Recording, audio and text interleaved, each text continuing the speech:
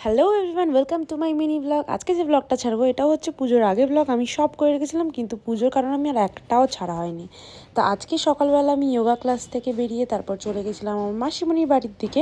আর সানার খুব ইচ্ছা করছিল মিয়ামোর থেকে প্যাটিস খেতে, তো ওখানে ঢুকে দেখি অনেক ধরনের খাবার, যেগুলো আমাদের বাড়ির আশেপাশের মিয়ামোরে পাওয়া যায় না। সেখান থেকে সানা ফিশ চপ একটা ট্রাই করলো আর একটা রোল ট্রাই করেছে। আর আমার দেখো এই গোল ব্যাপার জিনিসটা কি ছিল, চিকেন আইটেম জানি না, বাট ব্যাপক লেগেছে খেতে। আর যেমনি ডেকোরেট করেছিল এত সুন্দর লাগছিল জিনিসটা, এই জন্য আমার দেখে আরও লোভ লাগছিল। তো তারপর ওখান থেকে খেয়ে দিয়ে চলে গেলাম মাসিমণির বাড়িতে।